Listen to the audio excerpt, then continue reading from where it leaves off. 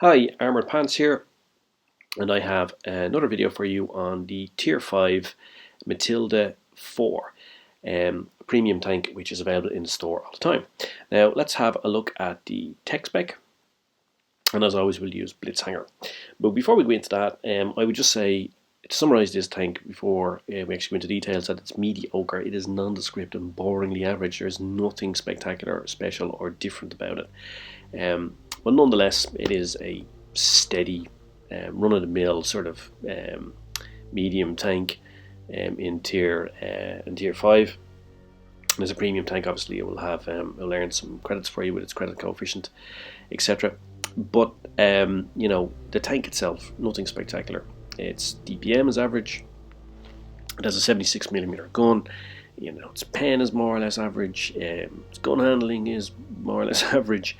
Its mobility, it's slow, so it only does 25 kilometers an hour in front line. So it's faster than the Matilda BP, but you know, it's slow. It has a slow rate of fire over 6 seconds. Its average damage per shell is just average, nothing spectacular. Its armor, as we see here, is actually also just average. The purple here is spaced armor, and we will see that its frontal armor is, you know, just average. Its cupola, again, average sort of armor, nothing spectacular about it. From behind, as you would expect, it's vulnerable from behind, although the back plate on its butt can actually, angled, can bounce some shots for you. But if it's front on, if you're flat onto somebody from behind you, and there's no reason if somebody's behind you that they wouldn't be flat on, especially if you don't know they're there, you will get penned for sure. And you know, it's just a boringly average type of tank. Against tier 4, if you're top tier, you will bounce some shots, so it can be front on, it can be quite good. So front on versus the low tiers, it's good. Thereafter, guess what? It's average. So against tier 5s and against tier 6, if you're up tiered, you will be easily penned. So just be aware of that. If you're up against tier 4 and front on, you probably will bounce some shots, especially if you angle. But against a tier 5, no, you're probably going to get penned. The armor is not like the armor on the Matilda in tier 4, where it's trollish. Here it's just average. Historically, the tank is quite interesting. It's part of the tanks given to the Russians when they were really under pressure in the Second World War from Germany and retreating quite heavily on the Lend-Lease. And these tanks were transported by very brave men of the Royal Navy and the Royal Merchant Corps through the Arctic to Murmansk and Archangel. A particularly perilous journey for those men, and many lost their lives doing that. This tank is so, and it has an interesting history, and indeed its history is far more interesting than the tank itself is in Blitz, because in Blitz it is a pretty boringly average kind of tank. That said, of course, and as we've said before, really you can have a good game with any type of tank. And in this game, I actually get a mastery badge. But even getting the mastery badge still didn't feel like anything special, as it does with many tanks, because the tank is just, you know, meh, it's just so boringly average. It is mediocre, as I said at the start. So you'll see here, I'm a medium tank, although I don't have medium tank speed. I have heavy tank speed, but I'm going to go and support my meds up here on the right. I'm going to try to secure this right hand corner of the map, which is quite important. So engage the matrix there, as you saw. The right hand part of this map is the right hand corner of this map here I'm heading to is quite strategically important in this map, particularly if there's a lot of meds involved. So seizing that is often key to this map, and controlling these two hills here is often key. Now they've gone directly to base. I don't know who's gone there, but interestingly, and this shows how if you're the fast or lead tank, you can alter the characteristics of a game for good or bad. Here, their tank, the red tank that went to base, has completely altered the characteristics and the plan of that team. I'm pretty sure that Panzer IV accessor was going to push up to this hill, but now he's been drawn into the centre of the map. And he's just left out there exposed now. He's not in a good position. He hasn't taken up a strategically important position. Whoever went to base there has completely put their team in a disadvantage. You can see what I mean there. The first two shots I took in this tank, I missed, and it has typical Russian tank gun handling, it's not great. It's not as accurate as the German tanks. Now I'm going to try to come out here and see what's going on this right hand flank. The M7 is trying to get away. Nice snapshot into the back of him. I mean, the tank does have decent pen, etc., but it's just not as reliable a gun as you might expect from others. There's the Electo over there going into him. The Electo, you don't have to aim so carefully because literally the poor thing has armour like paper. It literally has no armour, so anything you throw at it, even from distance or even without fully aiming, will usually go through as long as it's on target. It's not going to bounce anything. I mean, if there was a biblical warrior with a slingshot out on the battlefield, he would be able to pen the Electo. Missed a shot on the scavenger. We're kind of in a difficult position here because they're trying to pincer move us, but the SU goes to address him. It means I can concentrate then on the Panzer wherever he is. There he is. Put one round into him and missed him because I didn't want to spend too much time on target. But the SU does a great job.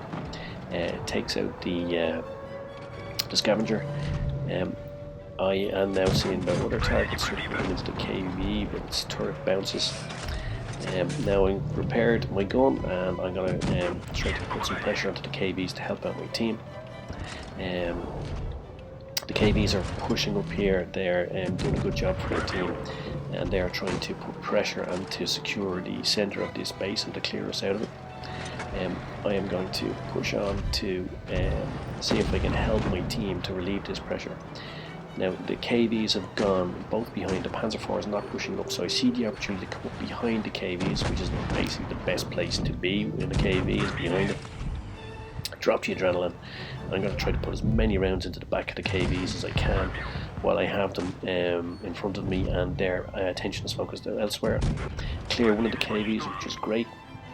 Now the other one's paying me a bit of attention, but he decides to move on. I'm going to get a round into him there. Nice snapshot right into the back wheel of the back of the wheel, which really hurts him. Another one in.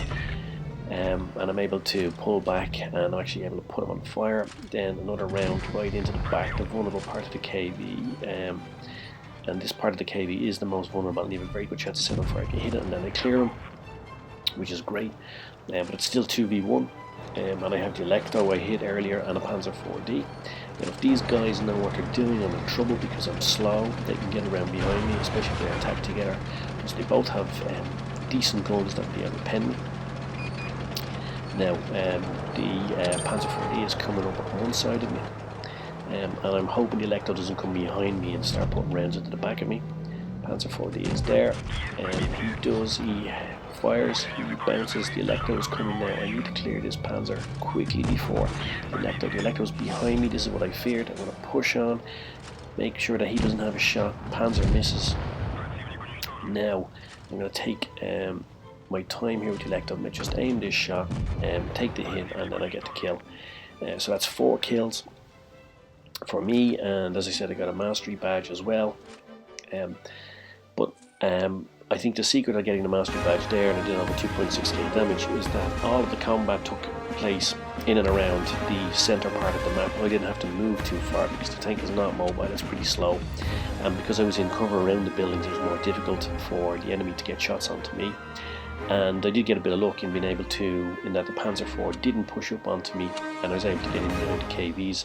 Otherwise, I don't think I would have been able to clear them off if they were front onto me, especially not with my rate of fire. But you can see the tank is, you can have a good game in any tank, right? But this tank, to me, it's just not much fun. It's just pretty boring and just pretty nondescript. Again, I'll use that word, mediocre. That's it in a nutshell. It really is mediocre.